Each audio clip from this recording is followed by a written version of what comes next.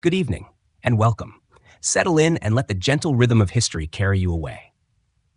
Tonight, we drift back in time to a pivotal moment in European history, to an era of shifting kingdoms, religious fervor, and the dawn of a new age. We will journey to the Iberian Peninsula, to the land we now know as Spain, and witness the life of a woman whose will and ambition forever changed the course of nations, Queen Isabella I of Castile. As we begin, imagine a world before unified nations, where kingdoms were patchwork quilts of shifting alliances and rivalries.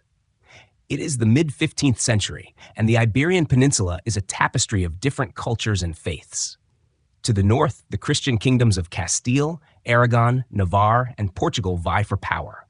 To the south, the last bastion of Islamic rule, the Emirate of Granada, holds firm, a vibrant and sophisticated culture that has flourished for centuries. This is the stage upon which our story unfolds. Isabella is born into this complex world on April 22, 1451. Her birth is not met with the fanfare you might expect for a future queen. She is a princess, yes, but her path to the throne is far from clear. Her father, King John II of Castile, is a man more interested in poetry and the arts than in the serious business of ruling. His court is a place of intrigue and powerful nobles who constantly manipulate the weak king. Isabella's mother, Queen Isabella of Portugal, is a devout and determined woman, but her influence is overshadowed by the court's factions. Isabella's childhood is marked by instability and the constant feeling of being on the outside looking in. We will follow Isabella's journey from a young, overlooked princess to a formidable monarch. We will explore the political machinations that shaped her early life, the powerful figures who sought to control her, and the surprising turns of fate that placed the crown within her reach. Her life is a testament to resilience, a story of a woman who, through sheer force of will, navigated a treacherous world of male-dominated politics to secure her destiny. Our narrative will not just be about one person, but about the world she inhabited. We will explore the opulent courts, the bustling cities, and the quiet monasteries of medieval Spain.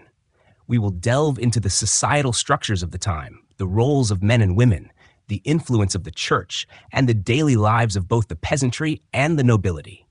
Think of the soft glow of candles in a castle hall, the clatter of a blacksmith's hammer in a village square, and the quiet rustle of a scribe's quill.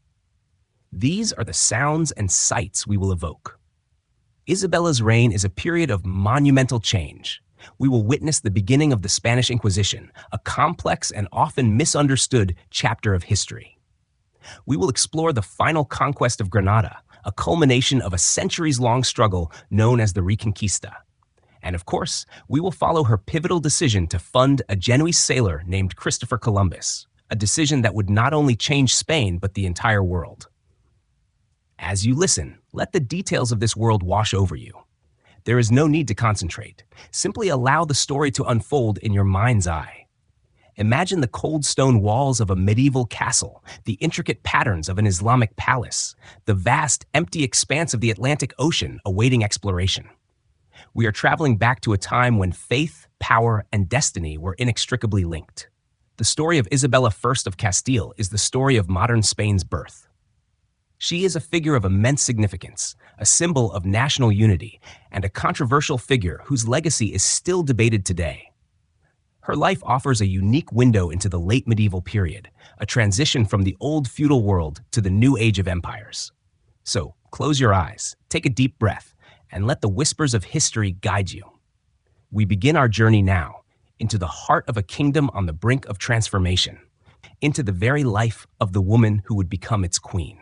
We begin our journey into the life of Isabella I, a life that began not in the grand halls of power, but in the quiet shadows of a tumultuous court. Our story starts on a spring day in 1451, in the town of Madrigal de las Altas Torres, a place whose very name, Meadow of the High Towers, seems to suggest a certain quiet strength. It is here that Isabella is born, the daughter of King John II of Castile and his second wife, Isabella of Portugal. At the time of her birth, she is a third in line to the throne, a position that, to most, makes her a pawn rather than a player in the great game of royal politics. Her older half-brother, Henry, is the heir apparent, and her younger brother, Alfonso, is born a few years later, further diminishing her immediate claim. Isabella's early years are spent away from the main court, in the relative peace of her family's estates. This distance, however, is a double-edged sword. While it shields her from some of the court's constant backbiting and intrigue, it also keeps her isolated and largely uneducated in the ways of power. Her early education, overseen by her mother, is focused on piety, religious devotion, and the traditional duties of a princess. She is taught to be devout, to be chaste, and to be obedient. But beneath this veneer of conventional femininity, a keen intellect and an iron will are beginning to form. Her mother, a woman of deep faith and a fierce temper, provides a powerful role model, though her mental health would later decline, adding another layer of instability to Isabella's childhood. Life changes dramatically with the death of her father, King John II, in 1454. Her half-brother, Henry, ascends the throne as King Henry IV. His reign is immediately fraught with problems. Henry is a weak and indecisive ruler, often dominated by his powerful nobles. The court becomes a nest of vipers, and the kingdom of Castile descends into political chaos. Isabella, along with her mother and brother Alfonso, is initially brought to the court in Segovia. The bustling city, with its magnificent Alcazar fortress and impressive Roman aqueduct, must have been a startling change from the tranquility of her early years. But the grandeur of the court hides a darker reality. Isabella is effectively a ward of the king, her every move watched, her future a bargaining chip in the ongoing power struggles. The situation worsens when Henry Ford's wife gives birth to a daughter, Juana, in 1462. Whispers begin to circulate immediately. Many nobles refuse to believe that the king, a man often referred to as Henry the Impotent, is the father. The paternity of Juana becomes a central issue, and she is dubbed La Beltraneja after the powerful noble Beltran de la Cueva, who is rumored to be her true father. This controversy creates a deep schism in the kingdom. One faction supports Juana as the rightful heir, while another, gaining strength, begins to look toward Isabella and her younger brother, Alfonso. Isabella's brother, Alfonso, becomes the new focus for the nobles who oppose Henry IV. In 1465, these nobles perform a dramatic and theatrical deposition of Henry IV, proclaiming Alfonso as the new king. Isabella is caught in the middle of this escalating civil war. She stands by her brother, but she is also a shrewd observer. She sees the instability of a crown won by brute force and factionalism. Her position, as a young woman with a legitimate claim, is precarious. She is constantly a target for political marriages, with powerful nobles seeking to marry her to secure their own power. She learns to be cautious, to be patient, and to understand the immense power of her own lineage. It is in these tumultuous years that she begins to forge the character that would one day rule a kingdom. She is not just a princess, she is a survivor in a dangerous world, learning to play a long and cunning game. The year 1468 brings a significant shift in the political landscape. Isabella's younger brother, Alfonso, dies under mysterious circumstances. His supporters, the faction of nobles who had proclaimed him king, are now left without a figurehead. Many believe he was poisoned, and his death is a stark reminder of the ruthless nature of power in medieval Castile. This moment places Isabella squarely in the center of the succession crisis. The rebels, desperate for a new champion, offer the crown to her. However, Isabella, showing a political savviness far beyond her years, declines. She understands that a crown seized by force is one that must always be defended by force, creating endless instability. Instead, she enters into a negotiation with her half-brother, King Henry IV. The result of these negotiations is the momentous Treaty of the Bulls of Gazando, signed in September 1468. In a dramatic public ceremony, Henry IV officially recognizes Isabella as his heir, disinheriting his own daughter, Juana la Beltraneja. In return, Isabella agrees not to marry without her brother's consent. This treaty is a masterstroke of diplomacy. It legitimizes Isabella's claim to the throne and positions her as the rightful chosen successor, rather than a rebel upstart. This act also signals her intention to rule with legitimacy and the blessing of the established order, a core principle she will carry throughout her reign. With her position as heir secured, Isabella turns her attention to the most important decision of her life, marriage. She is a highly sought-after bride, and various powerful figures try to arrange a match to serve their own interests. The King of Portugal, the King of France's brother, and a powerful Castilian noble are all put forward as potential suitors. But Isabella has her own plans. She secretly begins a correspondence with Ferdinand, the Prince of Aragon, a neighboring kingdom. This is a bold and dangerous move. A marriage between Castile and Aragon would be a political and military alliance of immense power, a union that could one day create a unified Spain. This vision, however, goes against the wishes of her brother, Henry IV, who seeks to marry her to the King of Portugal to maintain a delicate balance of power. Isabella defies her brother and, in a daring act of subterfuge, secretly leaves court. She and a small group of loyal followers embark on a perilous journey across Castile to the city of Valladolid, where she is to meet Ferdinand.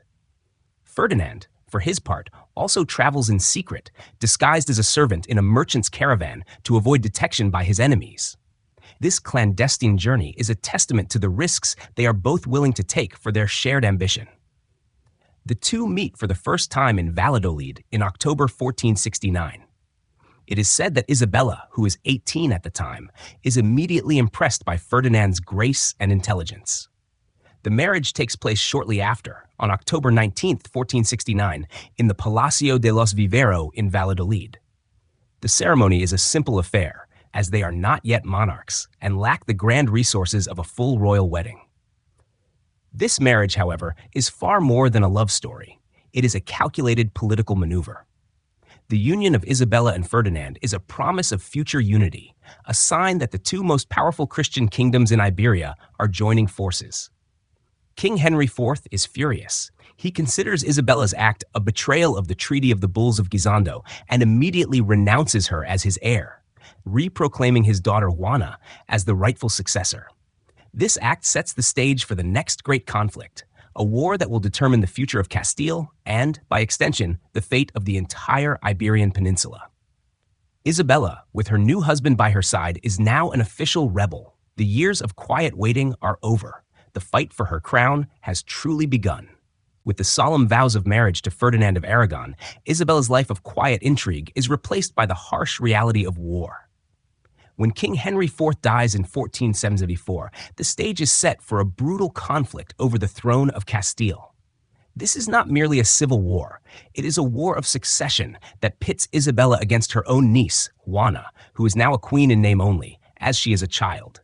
The struggle becomes known as the War of the Castilian Succession, and it draws in the neighboring kingdoms of Portugal and France, turning a domestic dispute into an international conflict.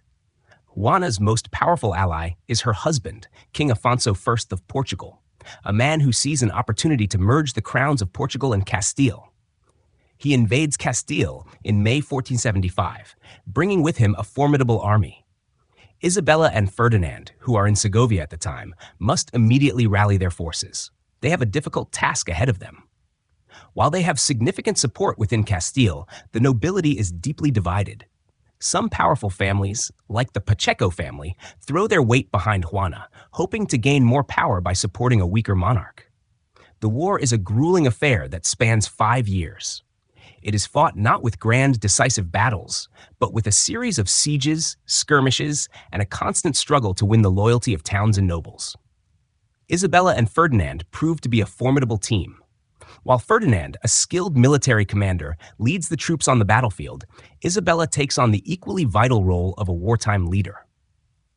She is not a figurehead. She is an active participant in the war effort.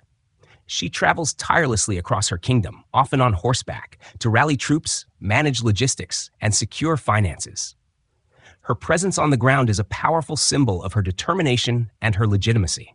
One of the most important battles of the war is the Battle of Toro in 1476. The battle is tactically inconclusive, a chaotic and bloody affair where both sides claim victory. However, the political outcome is a clear win for Isabella and Ferdinand. The Portuguese army, weakened and demoralized, is forced to retreat. This battle, more than any other, solidifies Isabella's position and sways many of the undecided nobles to her cause. The tide of the war begins to turn decisively in her favor. Isabella's strategic brilliance extends beyond the battlefield. She understands that a successful war requires more than just soldiers. It requires a strong and stable government at home. While Ferdinand is away fighting, she takes control of the administration of the kingdom. She issues ordinances, ensures the collection of taxes, and maintains order. This is a radical departure from the tradition of a queen being a passive consort. She is demonstrating that she is not just a queen by marriage, but a queen in her own right, a true and capable monarch. She reforms the Santa Hermandad, a kind of police force, to restore order in the countryside and curb the power of the unruly nobility. This act makes her a popular figure among the common people, who are tired of the constant lawlessness and violence. By 1479, with the war turning against them, Portugal and France sue for peace. The resulting Treaty of Alcáçovas officially ends the conflict.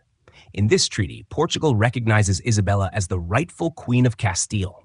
In exchange, the two kingdoms agree to a series of territorial divisions in the Atlantic and a marriage between their children to secure a future alliance. This treaty not only ends the war, but also marks a new era for Isabella. Her claim is now undisputed. The years of being a princess, a pawn, and a rebel are over.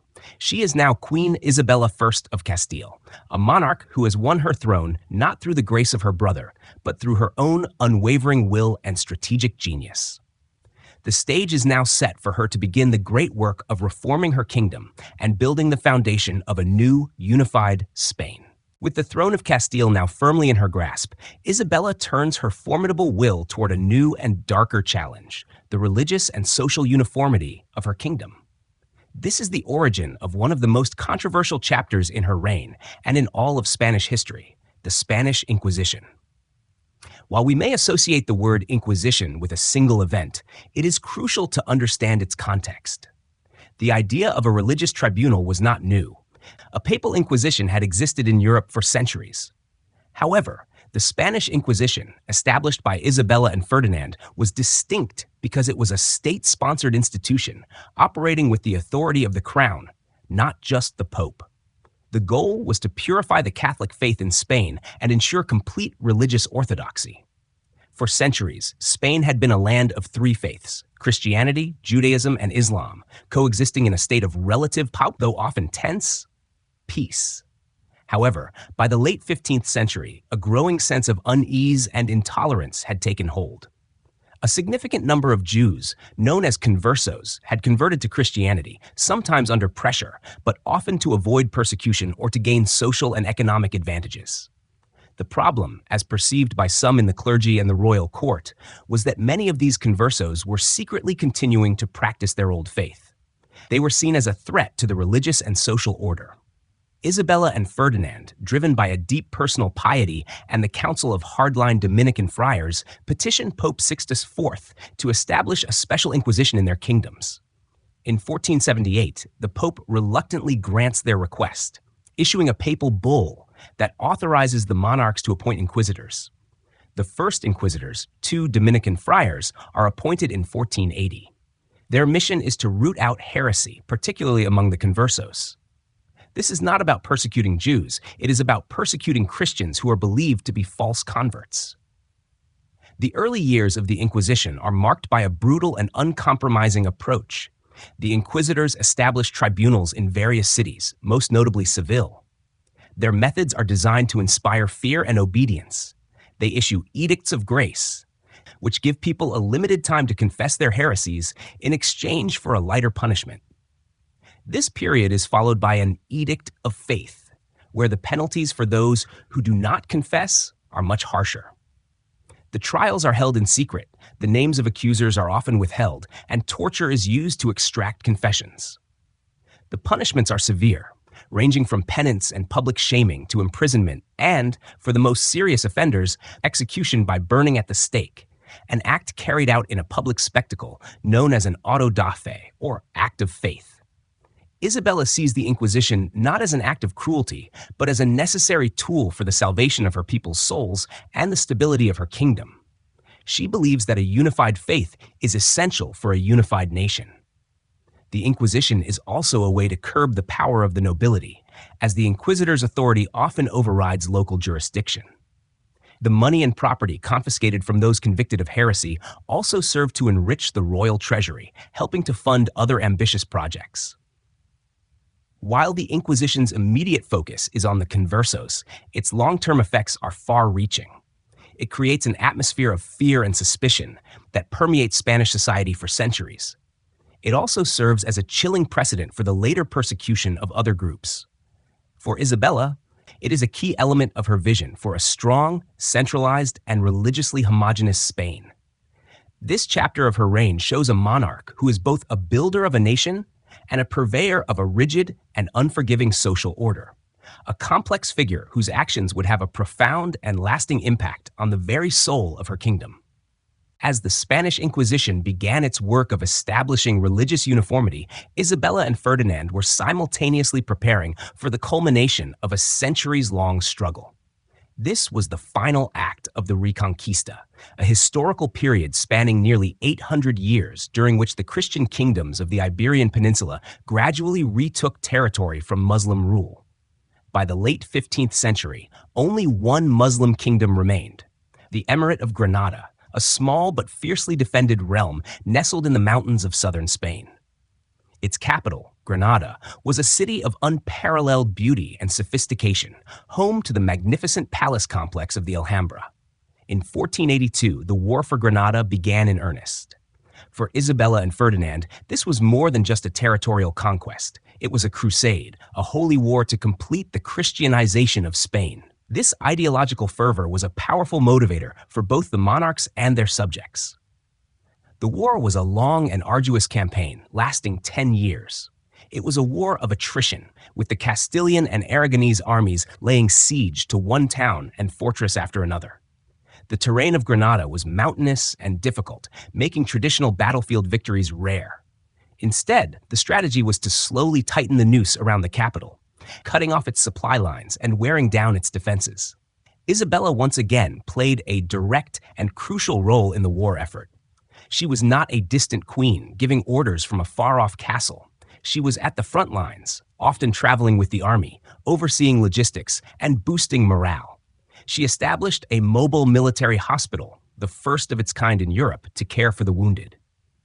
She also showed her political acumen by skillfully exploiting internal divisions within the Nasrid dynasty of Granada, playing rival factions against each other.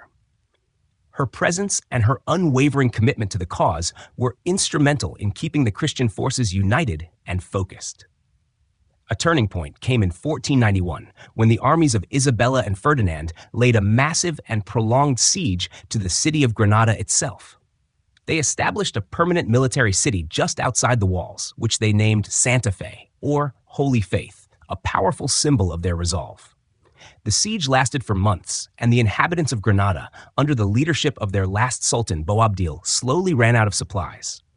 The city, once a bustling center of trade and culture, was now a place of hunger and desperation. Finally, on January 2nd, 1492, Boabdil surrendered the city. The Christian armies marched triumphantly into Granada. As the cross of Christ was raised over the highest tower of the Alhambra, Isabella and Ferdinand knelt in a moment of profound prayer and gratitude. The end of the Reconquista was a momentous event, symbolizing the birth of a new, unified, and powerful Spain. The terms of the surrender were initially generous, allowing the Muslims, or Moriscos as they were known, to remain in Granada and practice their religion. However, this tolerance would prove short-lived, as the Inquisition's influence grew and led to later forced conversions and expulsions. The fall of Granada was not just a military victory, it was a psychological and political one. It gave Isabella and Ferdinand an immense sense of triumph and divine purpose. The wealth and resources gained from the conquest further solidified their power. The year 1492, already a year of immense significance with the fall of Granada, was about to become even more so, as a certain Genoese sailor was waiting in the wings, ready to present his audacious plan to the now triumphant monarchs. The conquest of Granada closed one chapter of Spanish history and opened another, turning the gaze of the newly unified kingdom outward toward the vast, unknown ocean. The year 1492, a watershed moment in Spanish history, was not only marked by the fall of Granada and the end of the Reconquista, but also by a fateful decision that would forever link Isabella's name to the age of exploration. This is the story of her encounter with an ambitious and often difficult Genoese sailor named Christopher Columbus. For years, Columbus had been trying to secure funding for an audacious and deeply flawed plan to sail west across the Atlantic Ocean to reach the spice-rich lands of Asia. He had presented his proposal to the courts of Portugal, France, and England, only to be rejected. His plan was based on an underestimation of the Earth's circumference and a complete ignorance of the continents that lay between Europe and Asia. Columbus first approached the court of Castile in 1486. At the time, Isabella and Ferdinand were deeply engrossed in the War for Granada. They were polite but non-committal, and their royal commission of cosmographers and theologians deemed Columbus's plan unfeasible. The war was expensive, and their resources were stretched thin. Columbus was asked to wait. He spent years in and around the court, a frustrating time for the determined sailor. He found patrons among the influential people of the court, like the treasurer of Aragon, Luis de Santangel, who saw the potential for immense wealth and glory. As the War for Granada drew to a close, Columbus made one last, desperate attempt. He was on his way to France to try his luck there when he was called back. The mood in the court had changed. The victory at Granada had instilled in Isabella and Ferdinand a sense of confidence and a desire for new ventures. The promise of converting new peoples to Christianity and the potential for a trade route that bypassed the Ottoman-controlled East were powerful motivators. While Ferdinand was more cautious, Isabella, perhaps driven by her deeply held religious convictions and a thirst for glory, decided to take a chance. Legend, though not entirely historically accurate, says she even offered to pawn her jewels to fund the expedition. In reality, the expedition was primarily financed by the royal treasury of Castile, with private investors and the support of Luis de Santangel also playing key roles. On April 17, 1492, Isabella and Ferdinand signed the Capitulations of Santa Fe, a document that outlined the terms of Columbus's voyage. He was granted the title of Admiral of the Ocean Sea and Viceroy and Governor of any new lands he discovered. He was also promised a significant share of the profits from the venture. The expedition consisted of 3 ships, the Santa Maria, the Pinta, and the Nina, and a crew of around 90 men. On August 3, 1492, they set sail from the port of Palos de la Frontera. The journey was long and fraught with anxiety. The crew grew restless and threatened to mutiny. But on October 12, 1492, they sighted land, a small island in the Bahamas, which Columbus named San Salvador. He believed he had reached the Indies, and the native inhabitants he encountered were mistakenly called Indians. Columbus returned to Spain in triumph in 1493, presenting Isabella and Ferdinand with exotic goods, gold, and several native captives. He was hailed as a hero, and a new era of Spanish exploration and colonization began. This single decision by Isabella would alter the global balance of power forever. It set in motion the creation of a vast Spanish empire, a monumental flow of wealth from the Americas to Spain, and a tragic period of conquest and subjugation for the native populations of the New World. Isabella, who had spent her life focused on uniting one small peninsula, had unknowingly set the stage for an empire that would span the globe. With the Reconquista complete and the discovery of the New World underway, Isabella and Ferdinand were able to turn their attention inward, focusing on the domestic reforms necessary to solidify their power and create a strong, centralized monarchy. The kingdom they inherited from Henry IV was a chaotic patchwork of independent noble strongholds, with powerful families often defying the crown. Their goal was to transform this feudal, fragmented state into a unified and efficient nation. One of their first and most important acts was to strengthen the royal council, or the Consejo Real. They reduced the number of powerful nobles on the council and replaced them with trained, loyal jurists and administrators known as letrados. These men, often from the middle class, owed their power and position directly to the monarchs. This move effectively curbed the power of the high nobility, making them subservient to the crown. The council became the central organ of government, responsible for everything from justice and finance to foreign policy. Another crucial reform was the creation of the Santa Hermandad, Holy Brotherhood, which we briefly mentioned earlier. While it had existed in various forms before, Isabella and Ferdinand reorganized it into a highly effective rural police force. Its purpose was to maintain law and order, particularly in the countryside, where crime and lawlessness were rampant. The Hermandad was funded by the municipalities and operated independently of the nobility. It had the power to arrest and prosecute criminals, using swift and often brutal justice. This brought a new sense of security to the common people and further diminished the local power of the feudal lords. Isabella and Ferdinand also undertook significant legal and economic reforms. They commissioned the compilation of a new legal code, the Ordinances of the Catholic Monarchs, to standardize laws across the kingdom and create a more equitable system of justice. Economically, they were focused on strengthening the royal treasury. They improved the efficiency of tax collection, cracked down on corruption, and, most notably, gained control over the powerful military orders. These orders, such as the Order of Santiago and the Order of Calatrava, were wealthy and influential and had operated as independent states within a state for centuries. Ferdinand, with Isabella's support, had himself elected as the head of these orders, absorbing their vast lands and wealth into the crown. Furthermore, Isabella's reign saw a flourishing of the arts and culture. She was a patron of scholars, artists, and architects. The establishment of the first printing presses in Spain during her reign was a transformative event, allowing for the widespread dissemination of knowledge and literature. The magnificent Royal Chapel of Granada, where she and Ferdinand would eventually be buried, stands as a testament to the artistic and architectural achievements of their era. These reforms, both administrative and legal, laid the groundwork for a new type of monarchy. Isabella and Ferdinand were not just kings and queens in name. They were active, hands-on rulers who shaped the very fabric of their kingdom. They created a modern, centralized, and powerful state, a model that would be emulated by other European monarchs. Isabella's reign was not just about wars and discoveries. It was about the slow, deliberate work of building a nation from the ground up, a nation that would become a global empire in the centuries to come. The Spain we recognize today, with its unified identity and centralized government, owes a great deal to these foundational reforms. As the 15th century drew to a close, Isabella's life entered its final reflective chapter. She had achieved what few monarchs ever had. She had unified a fragmented kingdom, driven out the last vestiges of Muslim rule, and initiated a new age of global exploration.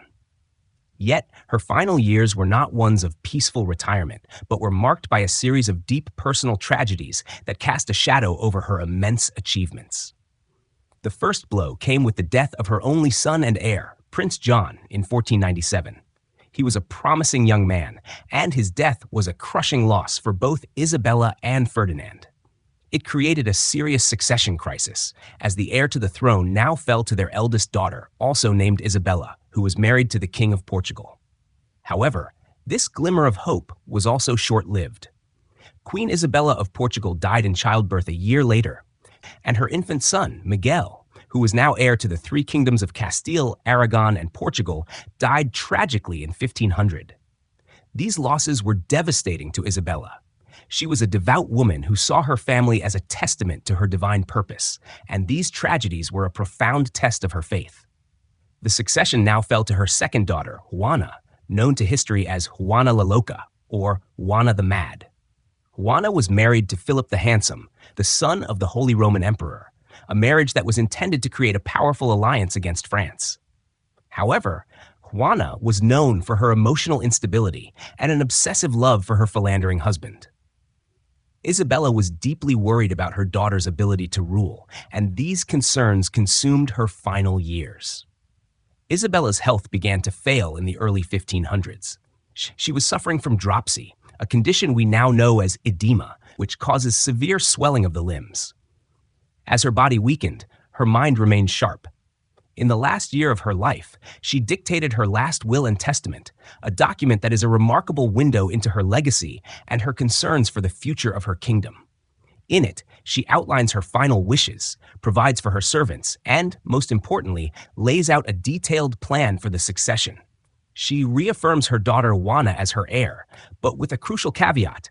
If Juana is unable or unwilling to rule, Ferdinand is to serve as regent until Juana's eldest son, Charles, comes of age. This provision was a clear sign of her deep distrust in her son-in-law, Philip the Handsome, and her desire to keep the kingdoms of Castile and Aragon united under Ferdinand's stewardship. Isabella died on November 26, 1504, at the age of 53, in the royal palace of Medina del Campo. She was laid to rest in the royal chapel of Granada, the city whose conquest had been a crowning achievement of her reign. Her death marked the end of an era. She was a woman who had defied expectations, seized power, and single-handedly shaped the course of a nation. Her legacy is a complex tapestry of triumph and tragedy, of unification and intolerance. She is remembered as a shrewd politician, a devout queen, and a mother who, in her last moments, tried to safeguard the future of the nation she had so painstakingly built. Her death did not bring peace, however, as the struggle for power between her daughter Juana, her husband Ferdinand, and her son-in-law Philip would continue to plague the kingdom. But the foundation she had laid was strong, and the Spain she left behind was poised to become one of the most powerful empires the world had ever seen. The death of Isabella I in 1504 was not an endpoint, but a pivotal moment that launched the next chapter of Spain's history. The kingdom she had so diligently built now stood at the threshold of a new era, one that would see it transform into a global empire. The foundations she and Ferdinand laid, political, social, and economic, were robust enough to weather the storms of succession and the immense changes that were to come. Her vision of a unified, powerful, and religiously orthodox Spain was now the dominant reality. After Isabella's death, her carefully constructed succession plan was immediately challenged. Her daughter, Juana, was the rightful queen, but her husband, Philip the Handsome, a foreigner who viewed Castile as a prize, vied for power with Ferdinand. The ensuing power struggle, which saw Juana being effectively sidelined and eventually confined to a castle, was a difficult and chaotic period. However, Ferdinand, using his political cunning and the authority vested in him by Isabella's will, ultimately consolidated his control over Castile. With the death of Philip in 1506, Ferdinand ruled as regent for his daughter Juana, and later as King of Aragon, effectively keeping the two crowns together. This period of post-Isabella consolidation allowed the kingdom to fully capitalize on the discoveries made in the New World. The flow of gold and silver from the Americas began in earnest, financing Spain's military ambitions and making it the wealthiest nation in Europe. The Spanish Empire began to take shape, with colonies being established in the Caribbean, Central America, and South America. Isabella's decision to fund Columbus's voyage, once a risky gamble, now bore immense fruit. The new wealth allowed Spain to maintain a powerful army and navy, and its influence grew exponentially on the world stage. The legacy of Isabella is inseparable from the creation of this Spanish Empire. Her policies, particularly the focus on religious unity and the centralization of power, provided the ideological and administrative framework for imperial rule. The Spanish Inquisition, which she championed, would be exported to the new colonies, becoming a tool of social control and religious conformity. Her fervent Catholic faith became the driving force behind the widespread conversion of native populations in the Americas. The title, Catholic monarchs, granted to her and Ferdinand by the Pope, was a name they earned through their relentless pursuit of religious uniformity, a name that would define the Spanish monarchy for centuries. Isabella's reign set the stage for her grandson, Charles V, who would inherit not only the Spanish crowns of Castile and Aragon, but also the vast lands of the Habsburg Empire in Europe. Charles V's reign would see the Spanish Empire reach its peak, a global superpower with possessions spanning 4 continents. The unity of Spain, the influx of New World wealth, and the establishment of a strong, centralized monarchy, all achievements that began with Isabella, made this possible. So, as we conclude our journey, we see that Isabella I of Castile was not just a queen who united 2 kingdoms. She was a visionary monarch who, through her ambition, piety, and ruthless political skill, fundamentally changed the trajectory of her nation. The Spain of the late medieval period was a fractured land, but the Spain she left behind was a nascent empire, a political and religious force that would dominate the world stage for the next 2 centuries.